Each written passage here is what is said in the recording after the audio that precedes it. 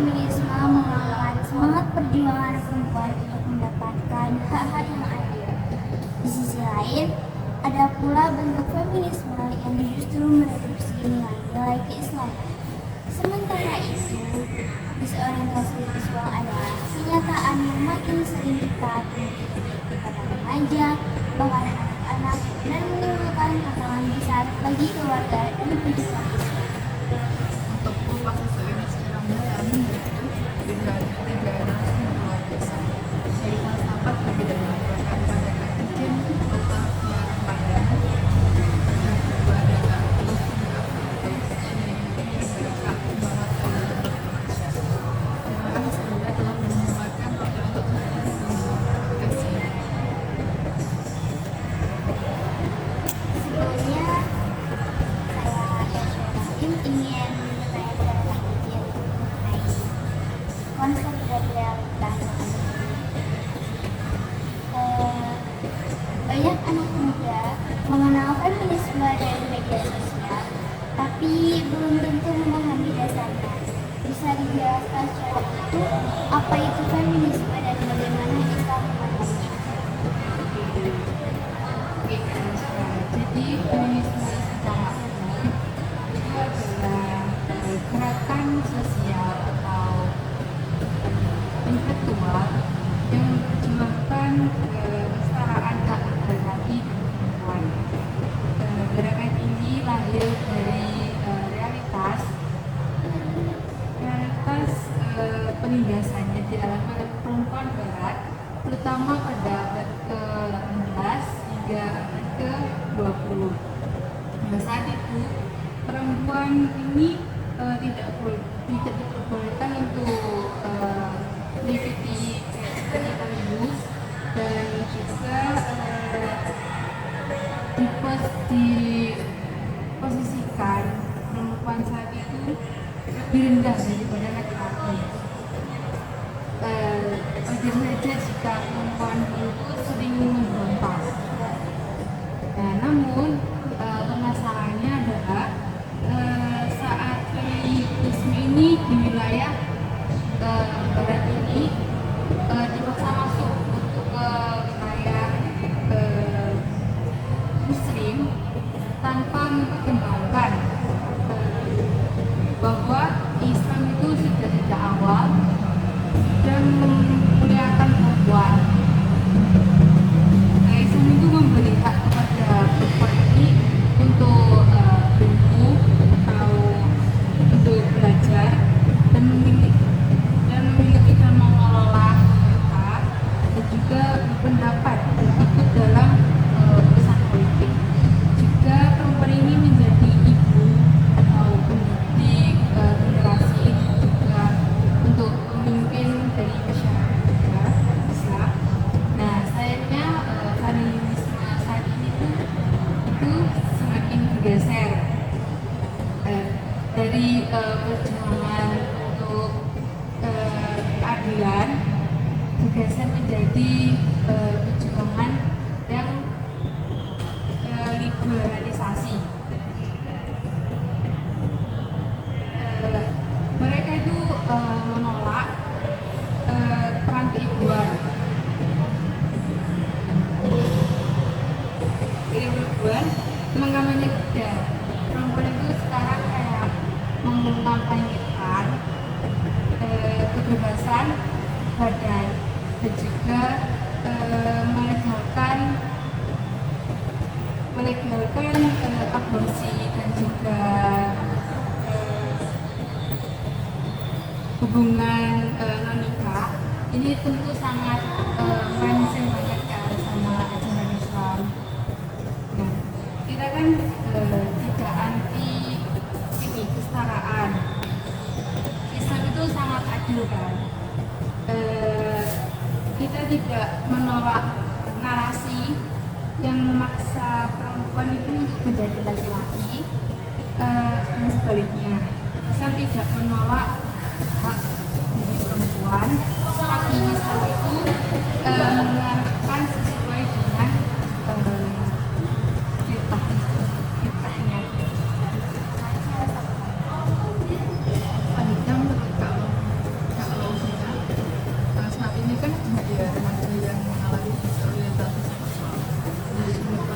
Ini apa sih penyebab utamanya? Apakah ini semata-mata hanya bulan saja? Baik, terima kasih Kak Devi. Pertanyaan ini sangat penting ya untuk kita bahas dalam pandangan psikologi. Disorientasi seksual pada remaja bukanlah hal yang muncul begitu saja, apalagi dianggap sebagai pilihan pribadi yang berupa nilai, yang bebas nilai. Umumnya ini merupakan respon terhadap luka atau kondisi psikologis tertentu yang belum terselesaikan. Ada beberapa faktor utama yang sering kali kita temukan. Yang pertama itu ada trauma masa kecil, yaitu ketika trauma ini terutama berkaitan dengan pelecehan seksual ataupun kekerasan emosi. Nah, yang kedua itu ada hubungan yang tidak sehat antara ayah maupun ibu. Ada anak yang kekurangan figur ayah ataupun anak yang memiliki ibu terlalu dominan itu cenderung juga bisa mengalami disorientasi seksual. Yang ketiga itu ada lingkungan sosial yang permisif, yaitu lingkungan yang membiarkan ataupun mendorong seseorang untuk melakukan disorientasi sosial itu sendiri. Dan yang terakhir itu ada keinginan untuk diterima. Remaja yang mengalami penolakan, bullying ataupun krisis kepercayaan diri cenderung mencari identitas yang membuat mereka merasa dianggap ataupun diterima. Jadi saat ini media sosial itu dan budaya populer itu sangat berperan penting dalam membentuk persepsi bahwa segala orientasi adalah sah-sah saja.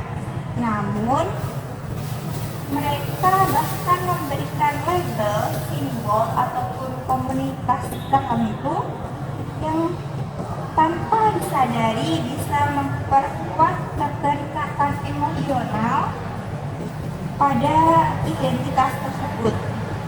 Tapi penting untuk ditegaskan bahwa mereka bukanlah musuh, mereka itu bukan orang jahat, justru mereka adalah anak-anak yang perlu kita dampingi, kita sayangi, dan perlu kita rangkul untuk kembali ke fitrah Islam itu sendiri. Ya, sambil menikmati Kakak itu secara tidak bahasnya bagaimana yang kamu memandang homoseksualitas dan disabilitas seksual.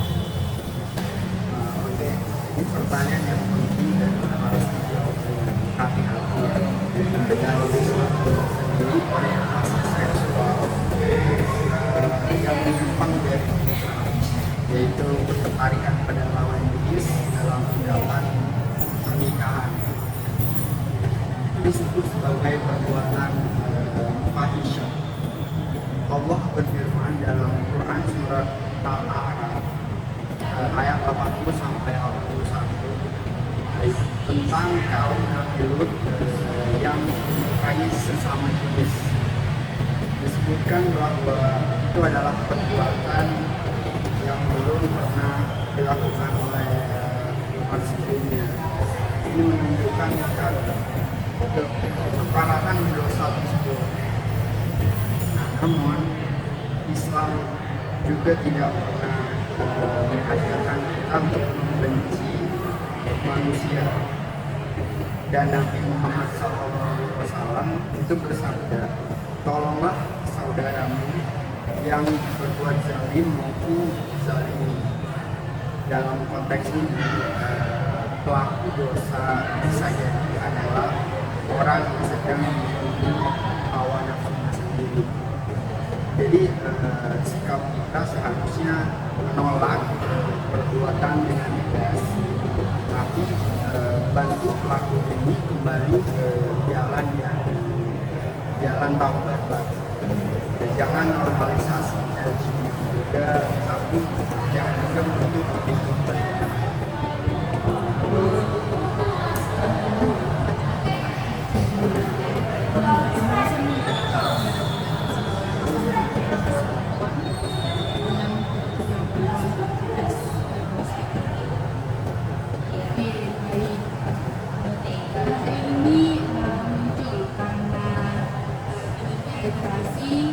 Keislaman dan didominasi dari opini dari pihak Islam ini tidak menindas perempuan.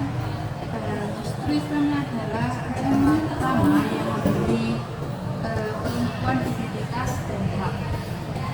Nah, sayangnya media global sering menyoroti kesalahan praktik gaya di negara-negara Muslim. Lalu menjadikannya sebagai representasi Islam. Disinilah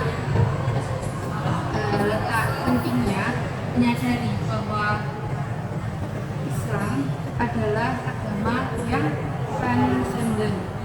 Ajaran tidak didukung oleh adat lokal, tidak tunduk pada opini publik, dan tidak mengubah atau mengikuti arus zaman.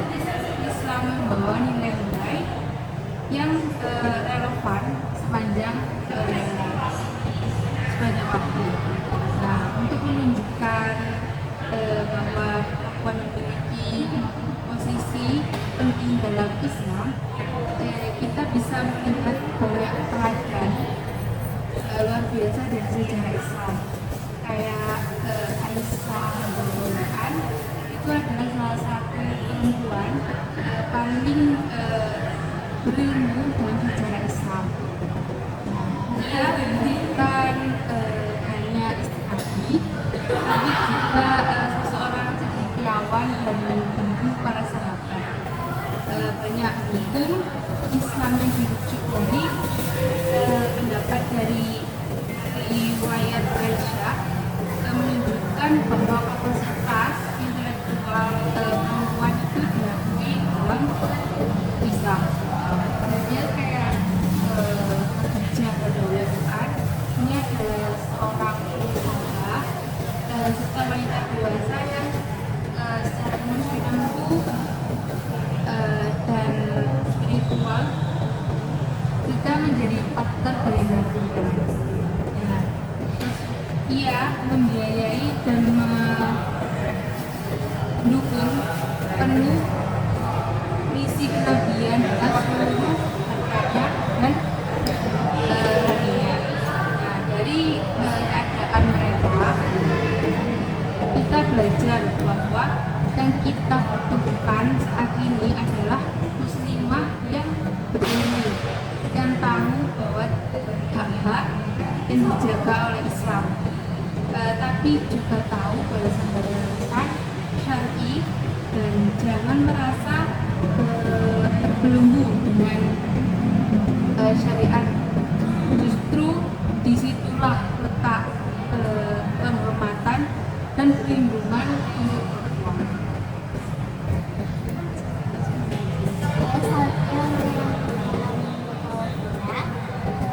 Bagaimana sebaiknya orang tua itu menyikapi anak yang mulai menunjukkan tanda-tanda dan ini pertanyaan yang paling krusial ya, karena respon orang tua itu sangat menentukan untuk masa depan anak-anaknya. Sayangnya banyak orang tua yang belum tahu nih atau belum siap secara mental dan spiritual saat menghadapi situasi ini. Langkah yang bisa kita ambil itu yang pertama, jangan bereaksi dengan kemarahan, karena jika kita langsung menyalahkan diri sendiri ataupun anak tersebut, yang paling penting adalah kita harus menjaga akses komunikasi tetap terbuka, yaitu ketika anak merasa diterima meski sedang bermasalah, maka proses pemulihan masih bisa dilakukan. Yang kedua yaitu dari akar permasalahannya. Misalnya, dengan kita menanyakan apakah ia pernah mengalami pelecehan seksual ataupun apakah ia merasa kesepian, ataupun bisa juga dengan menanyakan apakah ia lebih dekat dengan sosok laki-laki ataupun dengan sosok perempuan. Dan yang langkah ketiga yaitu bantu anak menyadari fitrah seksual yang dimiliki, yaitu dengan jangan memaksa, tapi kita harus mengarahkan. Gunakan bahasa kasih, bukan bahasa agama yang keras. Jangan lupakan pentingnya figur ayah dan ibu dan hadirkan keluarga yang harmonis di depan anak kita. Dan yang terakhir yaitu libatkan bantuan profesional. Itu kita bisa meminta bantuan kepada ustadz ataupun meminta bantuan kepada psikolog supaya bisa mengarahkan anak kita. Kita tidak perlu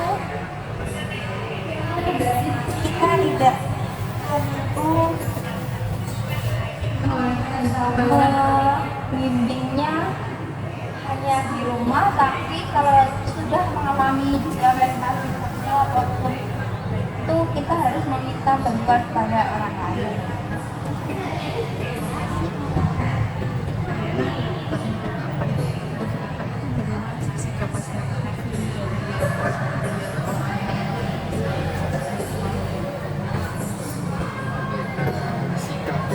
Jadi sikap umat Islam itu seharusnya tidak ekstrim, tidak kolektivis, menerima semua gaya hidup tanpa koreksi, tapi juga tidak boleh menjadi hakim yang pasal dan juga.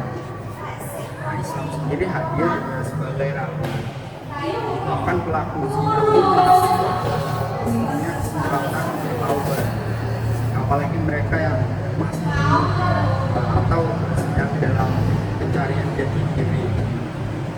Nah, seharusnya masyarakat itu tegas pada nilai, tidak bolehlah menormalisasi LGBT, terus lembut pada pelaku, beri ruang taubat dan rehabilitasi, terus sediakan mungkin edukasi dan literasi untuk warga, remaja dan juga guru. Saya selalu tekankan bahwa kita itu semua adalah dari. Nah, kalau tidak menolak mereka tanpa memberi solusi, jangan salahkan jika mereka itu lari ke komunitas lain yang menyelesaikan, menyesatkan, tapi menerima. Nah, maka dakwah kita itu harus menyentuh hati, bukan sekedar pikiran logika saja.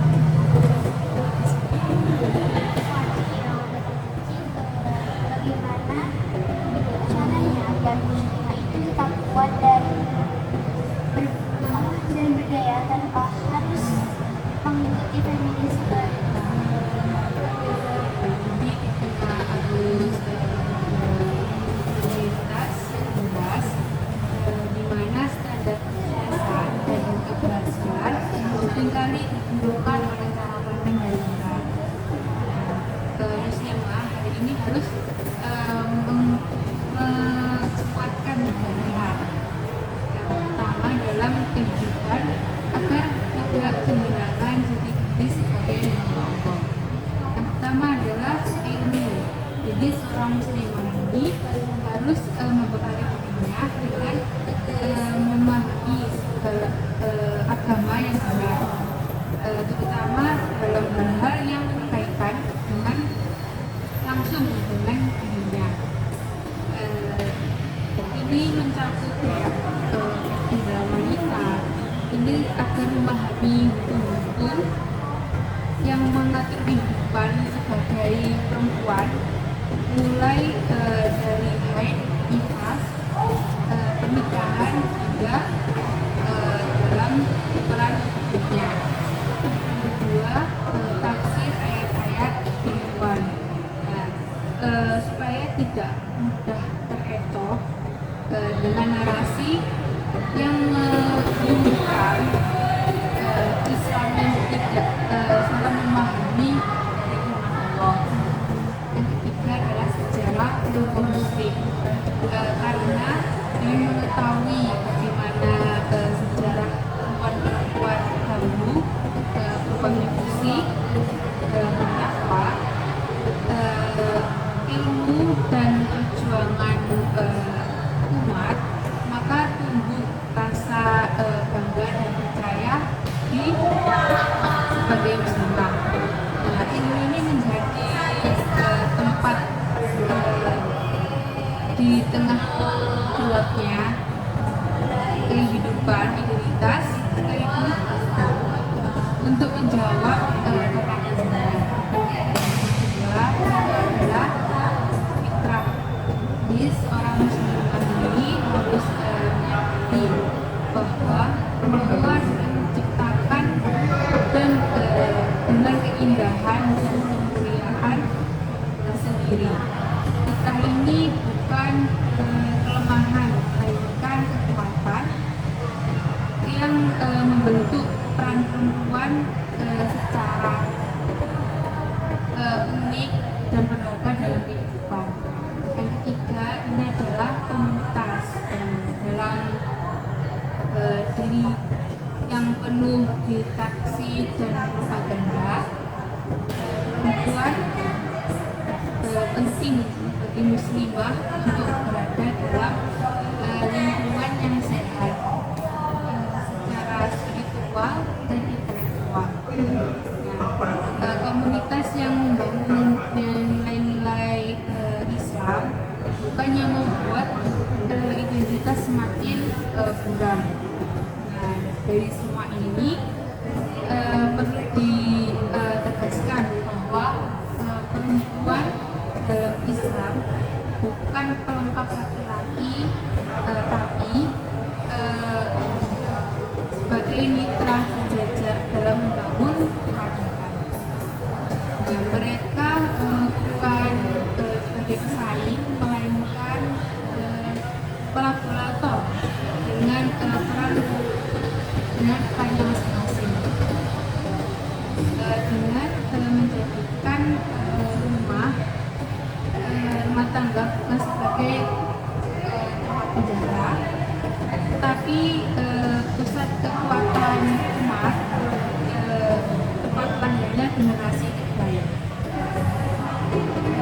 Kita sebagai perempuan yang terdidik dengan ilmu dan pemahaman syariat bisa menjadikan perempuan ini menjadi ibu atau guru dan pemimpin yang mencetak generasi yang kualitas. Mendidik satu perempuan berarti menyelamatkan masa depan.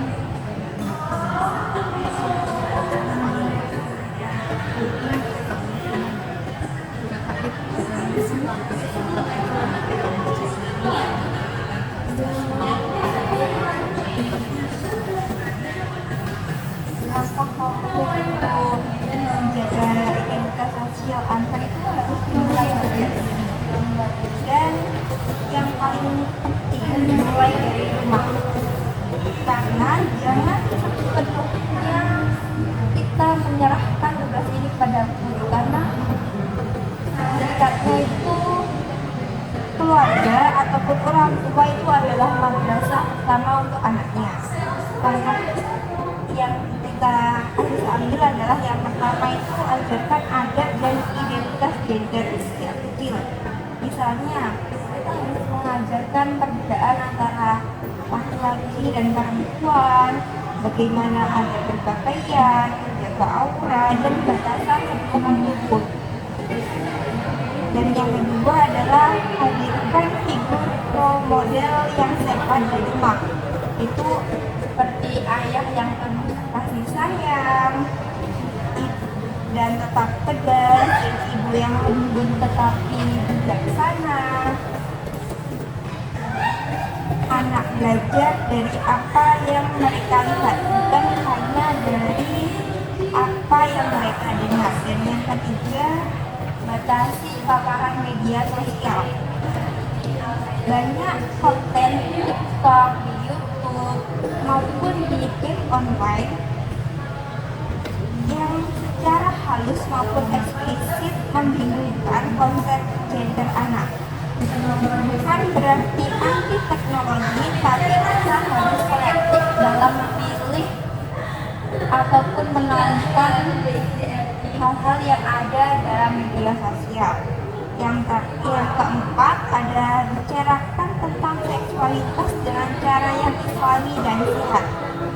Jangan jadikan topik ini menjadi tabu.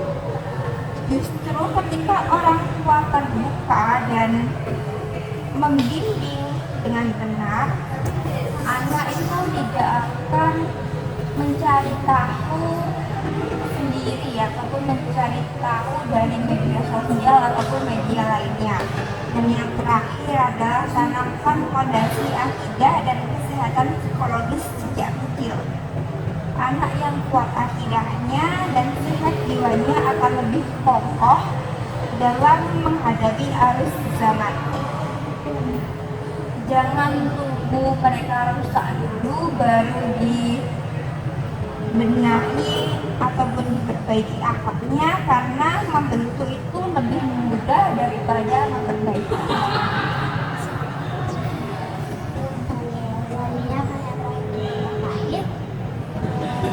Apa peran strategis yang bisa dilakukan lembaga dakwah dan komunitas Islam? Jadi lembaga dakwah, sekolah, masjid, dan komunitas lain itu komunitas Islam ya harus bertransformasi menjadi pusat pendidikan anak dan penyuluhan sosial. Jangan hanya bicara fikih ibadah, tapi juga fikih Allah dan akhlak. Langkah yang bisa dilakukan itu seperti kita bisa dakwah digital, buat konten Islam yang relevan saat ini, ringan dan untuk hati. Bisa juga dengan konseling berbasis Islam, masjid itu bisa jadi tempat konsultasi keluarga dan juga remaja, rehabilitasi ya. Kita sediakan komunitas yang mendampingi mantan pelaku LGBT atau korban disorientasi seksual. Terus mungkin pelatihan guru dan juga orang tua. Ini agar mereka tuh paham bagaimana menjaga fitrah anak. Jadi bisa diingat bahwa Nabi Muhammad SAW itu membangun peradaban dari masjid. Nah, maka kita pun harus menjadikan masjid juga sebagai pusat kebaikan dan juga perubahan sosial. Alhamdulillah, luar biasa diskusi hari ini.